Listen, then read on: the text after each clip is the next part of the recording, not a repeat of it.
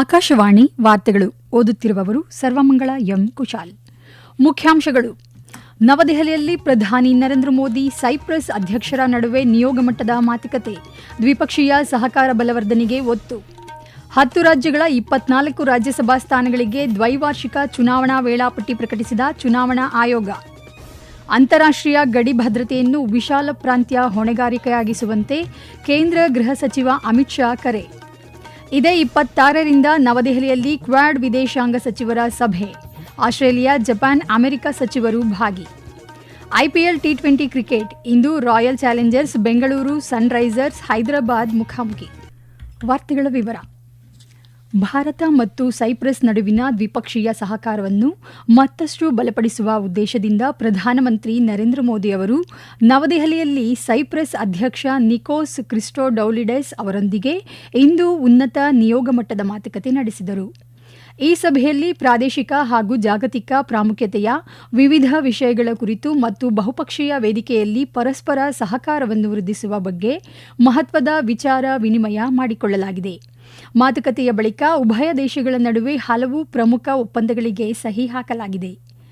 ಅಧ್ಯಕ್ಷ Nicos Christodoulides ಅವರು 4 ದಿನಗಳ ಅಧಿಕೃತ ಪ್ರವಾಸಕ್ಕಾಗಿ ಭಾರತಕ್ಕೆ ಆಗಮಿಸಿದ್ದು, ಅವರೊಂದಿಗೆ ಸೈಪ್ರಸ್ನ ಸಚಿವರು ಸೇರಿದಂತೆ ಹಿರಿಯ ಅಧಿಕಾರಿಗಳು ಹಾಗೂ ಪ್ರಮುಖ ಉದ್ಯಮಿಗಳ ಉನ್ನತ ಮಟ್ಟದ ನಿಯೋಗ ಭಾರತಕ್ಕೆ ಭೇಟಿ ನೀಡಿದೆ.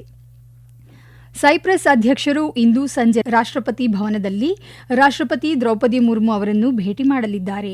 ಭಾರತ ಮತ್ತು ಸೈಪ್ರಸ್ ದೇಶಗಳು ಸುದೀರ್ಘ ಹಾಗೂ ಆಪ್ತ ದ್ವಿಪಕ್ಷೀಯ ಬಾಂಧವ್ಯವನ್ನು ಹೊಂದಿದ್ದು, ಮುಂಬರುವ 2027ರ ಫೆಬ್ರವರಿಯಲ್ಲಿ ಉಭಯ ದೇಶಗಳ ರಾಜತಾಂತ್ರಿಕ ಸಂಬಂಧಗಳು ಸ್ಥಾಪನೆಯಾಗಿ 65 ವರ್ಷಗಳು ಪೂರೈಸಲಿವೆ ಎಂದು ವಿದೇಶಾಂಗ ಸಚಿವಾಲಯ ತಿಳಿಸಿದೆ. ನವದೆಹಲಿಯಲ್ಲಿ ನಿನ್ನೆ ಪ್ರಧಾನಿ ನರೇಂದ್ರ ಮೋದಿ ಅಧ್ಯಕ್ಷತೆಯಲ್ಲಿ ಸಚಿವರ ಸಮಿತಿ ಸಭೆ ನಡೆಯಿತು. ಈ ಕುರಿತು ಇಂದು ಸಾಮಾಜಿಕ ಮಾಧ್ಯಮದಲ್ಲಿ ಮಾಹಿತಿ ಹಂಚಿಕೊಂಡಿರುವ ಪ್ರಧಾನಿ ನರೇಂದ್ರ ಮೋದಿ, ವಿಕಸಿತ ಭಾರತದ ಹಂಚಿಕೆಯ ಕನಸನ್ನು ನನಸಾಗಿಸಲು ಆಡಳಿತಾತ್ಮಕ ಸುಧಾರಣೆಗಳನ್ನು ತ್ವರಿತಗೊಳಿಸುವುದು, ನಾಗರಿಕರ ಜೀವನ ಸುಲಭತೆಯನ್ನು ಮತ್ತು ಉದ್ಯಮಗಳ ವ್ಯವಹಾರ ಸುಲಭತೆಯನ್ನು ಮತ್ತಷ್ಟು ಸರಳೀಕರಿಸುವ ಕುರಿತು ಕೇಂದ್ರ ಸಚಿವರ ಸಮಿತಿ ಸಭೆಯಲ್ಲಿ ವಿಸ್ತೃತವಾಗಿ ಚರ್ಚಿಸಲಾಗಿದೆ ಎಂದು ತಿಳಿಸಿದ್ದಾರೆ. 2026ರ ಜೂನ್ ಮತ್ತು ಜುಲೈ ಅವಧಿಯಲ್ಲಿ ನಿವೃತ್ತಿಯಾಗಲಿರುವ ಸದಸ್ಯರಿಂದ ತೆರವಾಗಲಿರುವ 10 ರಾಜ್ಯಗಳ ಒಟ್ಟು 24 ರಾಜ್ಯಸಭಾ ಸ್ಥಾನಗಳ ದ್ವೈವಾರ್ಷಿಕ ಚುನಾವಣೆಗೆ ಭಾರತೀಯ ಚುನಾವಣಾ ಆಯೋಗವು ಇಂದು ವೇಳಾಪಟ್ಟಿ ಪ್ರಕಟಿಸಿದೆ.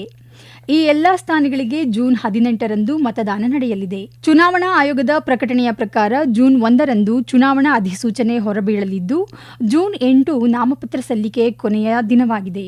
ಜೂನ್ 9ರಂದು ನಾಮಪತ್ರಗಳ ಪರಿಶೀಲನೆ ನಡೆಯಲಿದ್ದು, ಉಮೇದುವಾರಿಕೆಯನ್ನು ಹಿಂಪಡೆಯಲು ಜೂನ್ 11 ಕೊನೆಯ ದಿನವಾಗಿರುತ್ತದೆ. ಜೂನ್ 18ರಂದು ಬೆಳಗ್ಗೆ 9ರಿಂದ ಸಂಜೆ 4 ಗಂಟೆಯವರೆಗೆ ಮತದಾನ ಪ್ರಕ್ರಿಯೆ ನಡೆಯಲಿದ್ದು, ಅಂದೇ ಸಂಜೆ 5 ಗಂಟೆಯಿಂದ ಮತ ಎಣಿಕೆ ಆರಂಭವಾಗಲಿದೆ. ಜೂನ್ 20ರ ಒಳಗಾಗಿ ಇಡೀ ಚುನಾವಣಾ ಪ್ರಕ್ರಿಯೆ ಪೂರ್ಣಗೊಳ್ಳಲಿದೆ.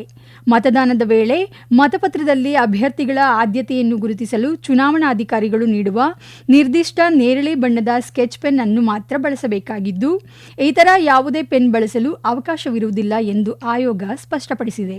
ಕರ್ನಾಟಕ, ಗುಜರಾತ್ ಮತ್ತು ಆಂಧ್ರಪ್ರದೇಶ ರಾಜ್ಯಗಳ ತಲಾ 4 ಸ್ಥಾನಗಳಿಗೆ ಮತದಾನ ನಡೆಯಲಿದೆ.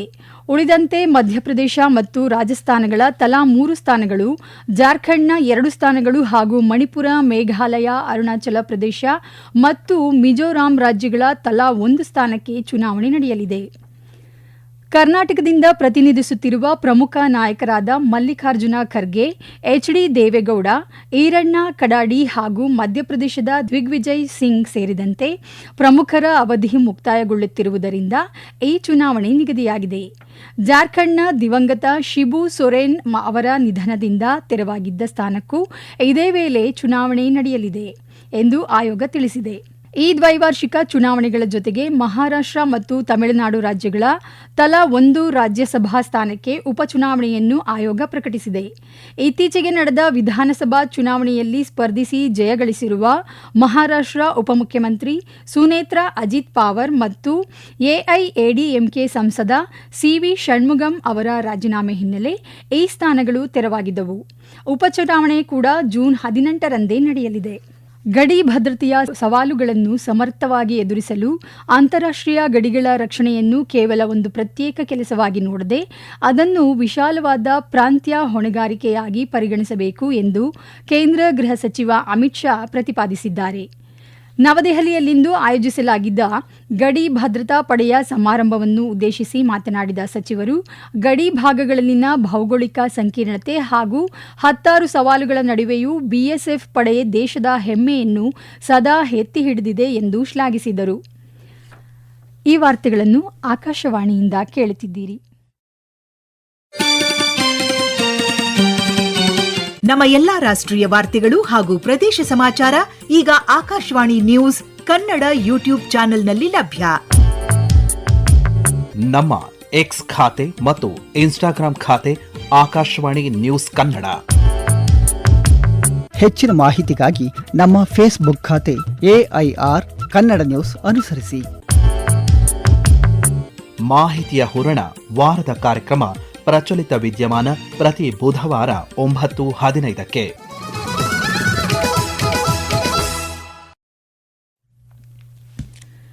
ಕ್ವಾಡ್ ಒಕ್ಕೂಟದ ವಿದೇಶಾಂಗ ಸಚಿವರ ಉನ್ನತ ಮಟ್ಟದ ಸಭೆ ಇಂದೇ 26ರಂದು ನವದೆಹಲಿಯಲ್ಲಿ ಆಯೋಜಿಸಲಾಗಿದೆ. ವಿದೇಶಾಂಗ ವ್ಯವಹಾರಗಳ ಸಚಿವ ಡಾ ಎಸ್ ಜೈಶಂಕರ್ ಅವರ ಆಹ್ವಾನದ ಮೇರೆಗೆ ಈ ಮಹತ್ವದ ಸಭೆಯಲ್ಲಿ ಭಾಗವಹಿಸಲು ಆಸ್ಟ್ರೇಲಿಯಾ ವಿದೇಶಾಂಗ ಸಚಿವೆ ಪೆನ್ನಿ ವಾಂಗ್, ಜಪಾನ್ ವಿದೇಶಾಂಗ ಸಚಿವ ತೋಶಿಮಿತ್ಸು ಮೊಟೆಗಿ ಮತ್ತು ಅಮೆರಿಕ ವಿದೇಶಾಂಗ ಕಾರ್ಯದರ್ಶಿ ಮಾರ್ಕೊ ರೂಬಿಯೋ ನವದೆಹಲಿಗೆ ಆಗಮಿಸಲಿದ್ದಾರೆ ಎಂದು ವಿದೇಶಾಂಗ ಸಚಿವಾಲಯ ತಿಳಿಸಿದೆ. ಸ್ವತಂತ್ರ ಮತ್ತು ಮುಕ್ತ ಇಂಡೋ ಪೆಸಿಫಿಕ್ ವಲಯದ ಕ್ವಾಡ್ ಮುನ್ನೋಟಕ್ಕೆ ಬದ್ಧವಾಗಿ ಕಳೆದ ವರ್ಷ ಜುಲೈನಲ್ಲಿ ವಾಷಿಂಗ್ಟನ್ನಲ್ಲಿ ನಡೆದ ಸಭೆಯ ಚರ್ಚೆಗಳ ಮುಂದುವರಿದ ಭಾಗವಾಗಿ ಈ ಸಭೆ ನಡೆಯಲಿದೆ. ಕ್ವಾಡ್ ಸಹಕಾರವನ್ನು ಮತ್ತಷ್ಟು ಬಲಪಡಿಸುವುದು, ಪ್ರಸ್ತುತ ಚಾಲ್ತಿಯಲ್ಲಿರುವ ವಿವಿಧ ಕ್ವಾಡ್ ಉಪಕ್ರಮಗಳ ಪ್ರಗತಿ ಪರಿಶೀಲನೆ ಮತ್ತು ಇಂಡೋ ಪೆಸಿಫಿಕ್ ವಲಯದ ಇತ್ತೀಚಿನ ಬೆಳವಣಿಗೆಗಳು ಸೇರಿದಂತೆ ಪರಸ್ಪರ ಹಿತಾಸಕ್ತಿಯ ಜಾಗತಿಕ ವಿಷಯಗಳ ಕುರಿತು ಸಚಿವರುಗಳು ವಿಚಾರ ವಿನಿಮಯ ಮಾಡಿಕೊಳ್ಳಲಿದ್ದಾರೆ. ಸಭೆಯ ಹಿನ್ನೆಲೆಯಲ್ಲಿ ಸಚಿವ ಡಾ ಎಸ್ ಜೈಶಂಕರ್ ಆಗಮಿಸಲಿರುವ ವಿವಿಧ ರಾಷ್ಟ್ರಗಳ ವಿದೇಶಾಂಗ ಸಚಿವರೊಂದಿಗೆ ಪ್ರತ್ಯೇಕ ದ್ವಿಪಕ್ಷೀಯ ಮಾತುಕತೆ ನಡೆಸಲಿದ್ದಾರೆ. ಇಂದು ಜಾಗತಿಕವಾಗಿ ಆಚರಿಸಲಾಗುತ್ತಿರುವ ಅಂತಾರಾಷ್ಟ್ರೀಯ ಜೀವವೈವಿಧ್ಯ ದಿನದ ಅಂಗವಾಗಿ ಕೇಂದ್ರ ಪರಿಸರ ಸಚಿವ ಭೂಪೇಂದ್ರ ಯಾದವ್ ಅವರು ಎಲ್ಲಾ ಜೀವಿಗಳ ಸುಸ್ಥಿರ ಭವಿಷ್ಯಕ್ಕಾಗಿ ಕೈಜೋಡಿಸುವಂತೆ ದೇಶದ ನಾಗರಿಕರಿಗೆ ಕರೆ ನೀಡಿದ್ದಾರೆ. ಈ ಕುರಿತು ಸಾಮಾಜಿಕ ಜಾಲತಾಣದಲ್ಲಿ ಸಂದೇಶ ಹಂಚಿಕೊಂಡಿರುವ ಸಚಿವರು, ಈ ವರ್ಷದ ಜಾಗತಿಕ ಜೀವವೈವಿಧ್ಯ ದಿನದ ಘೋಷವಾಕ್ಯವಾದ ಜಾಗತಿಕ ಪರಿಣಾಮಕ್ಕಾಗಿ ಸ್ಥಳೀಯವಾಗಿ ಕಾರ್ಯಪ್ರವೃತ್ತರಾಗಿ ಎಂಬುದು ಜೀವವೈವಿಧ್ಯದ ನಾಶವನ್ನು ತಡೆದು ಅದನ್ನು ಮರುಸ್ಥಾಪಿಸಲು ಪ್ರತಿಯೊಬ್ಬರೂ ಒಟ್ಟಾಗಿ ಶ್ರಮಿಸಬೇಕಾದ ತುರ್ತು ಅಗತ್ಯವನ್ನು ಸಾರುತ್ತದೆ ಎಂದು ಉಲ್ಲೇಖಿಸಿದ್ದಾರೆ. ದೇಶದಲ್ಲಿ ಪ್ರೆಗಾಬಾಲಿನ್ ಔಷಧದ ದುರುಪಯೋಗವನ್ನು ತಡೆಗಟ್ಟಲು ಕೇಂದ್ರ ಆರೋಗ್ಯ ಸಚಿವಾಲಯವು ಇದನ್ನು ಶೆಡ್ಯೂಲ್ H1 ವ್ಯಾಪ್ತಿಗೆ ಸೇರ್ಪಡೆಗೊಳಿಸಿದೆ. ಮುಖ್ಯವಾಗಿ ಯುವ ಪೀಳಿಗೆಯಲ್ಲಿ ಹಾಗೂ ಕೆಲವು ರಾಜ್ಯಗಳಲ್ಲಿ ಈ ಔಷಧದ ವ್ಯಾಪಕ ದುರುಪಯೋಗವಾಗುತ್ತಿರುವ ಹಿನ್ನೆಲೆಯಲ್ಲಿ ಈ ಕಟ್ಟುನಿಟ್ಟಿನ ನಿಯಂತ್ರಣ ಹೇರಲಾಗಿದೆ. ತೀವ್ರ ನರನೋವು ಮತ್ತು ನರ ಸಂಬಂಧಿ ಕಾಯಿಲೆಗಳಿಗೆ ಬಳಸಲಾಗುವ ಈ ಔಷಧವನ್ನು ಅದರ ನಿದ್ರಾಜನಕ ಮತ್ತು ಪ್ರಜ್ಞೆ ತಪ್ಪಿಸುವ ಪರಿಣಾಮಗಳಿಗಾಗಿ ಅಕ್ರಮವಾಗಿ ಬಳಸಲಾಗುತ್ತಿತ್ತು. ದೇಶದ ಹಲವೆಡೆ ಇತ್ತೀಚೆಗೆ ಇದರ ಅಕ್ರಮ ದಾಸ್ತಾನುಗಳನ್ನು ವಶಪಡಿಸಿಕೊಳ್ಳಲಾಗಿತ್ತು. ಈ ಹೊಸ ನಿಯಮದ ಅನ್ವಯ ಇನ್ನು ಮುಂದೆ ನೋಂದಾಯಿತ ವೈದ್ಯರ ಅಧಿಕೃತ ಔಷಧ ಚೀಟಿ ಇದ್ದರೆ ಮಾತ್ರವೇ ಪ್ರೆಗಾಬಾಲಿನ್ ಮಾರಾಟ ಮಾಡಲು ಅವಕಾಶವಿರುತ್ತದೆ. ಹೈದರಾಬಾದ್ನ ರಾಜೀವ್ ಗಾಂಧಿ ಅಂತಾರಾಷ್ಟ್ರೀಯ ಕ್ರೀಡಾಂಗಣದಲ್ಲಿಂದು ನಡೆಯಲಿರುವ IPL T20 ಕ್ರಿಕೆಟ್ ಪಂದ್ಯದಲ್ಲಿ ಸನ್ರೈಸರ್ಸ್ ಹೈದರಾಬಾದ್ ತಂಡ ರಾಯಲ್ ಚಾಲೆಂಜರ್ಸ್ ಬೆಂಗಳೂರು ತಂಡವನ್ನು ಎದುರಿಸಲಿದೆ. ಪಂದ್ಯ ರಾತ್ರಿ 7:30ಕ್ಕೆ ಆರಂಭವಾಗಲಿದೆ. ಅಹಮದಾಬಾದ್ನ ನರೇಂದ್ರ ಮೋದಿ ಕ್ರೀಡಾಂಗಣದಲ್ಲಿ ನಿನ್ನೆ ರಾತ್ರಿ ನಡೆದ ಪಂದ್ಯದಲ್ಲಿ ಗುಜರಾತ್ ಟೈಟಾನ್ಸ್ ತಂಡ ಚೆನ್ನೈ ಸೂಪರ್ ಕಿಂಗ್ಸ್ ತಂಡವನ್ನು 89 ರನ್ಗಳಿಂದ ಸೋಲಿಸಿತು. ಕೊನೆಯಲ್ಲಿ ಮತ್ತೊಮ್ಮೆ ಮುಖ್ಯಾಂಶಗಳು. ನವದೆಹಲಿಯಲ್ಲಿ ಪ್ರಧಾನಿ ನರೇಂದ್ರ ಮೋದಿ, ಸೈಪ್ರಸ್ ಅಧ್ಯಕ್ಷರ ನಡುವೆ ನಿಯೋಗ ಮಟ್ಟದ ಮಾತುಕತೆ, ದ್ವಿಪಕ್ಷೀಯ ಸಹಕಾರ ಬಲವರ್ಧನೆಗೆ ಒತ್ತು, 10 ರಾಜ್ಯಗಳ 24 ರಾಜ್ಯಸಭಾ ಸ್ಥಾನಗಳಿಗೆ ದ್ವೈವಾರ್ಷಿಕ ಚುನಾವಣಾ ವೇಳಾಪಟ್ಟಿ ಪ್ರಕಟಿಸಿದ ಚುನಾವಣಾ ಆಯೋಗ, ಅಂತಾರಾಷ್ಟ್ರೀಯ ಗಡಿ ಭದ್ರತೆಯನ್ನು ವಿಶಾಲ ಪ್ರಾಂತ್ಯ ಹೊಣೆಗಾರಿಕೆಯಾಗಿಸುವಂತೆ ಕೇಂದ್ರ ಗೃಹ ಸಚಿವ ಅಮಿತ್ ಶಾ ಕರೆ. ಇದೇ 26ರಿಂದ ನವದೆಹಲಿಯಲ್ಲಿ ಕ್ವಾಡ್ ವಿದೇಶಾಂಗ ಸಚಿವರ ಸಭೆ, ಆಸ್ಟ್ರೇಲಿಯಾ, ಜಪಾನ್, ಅಮೆರಿಕ ಸಚಿವರು ಭಾಗಿ.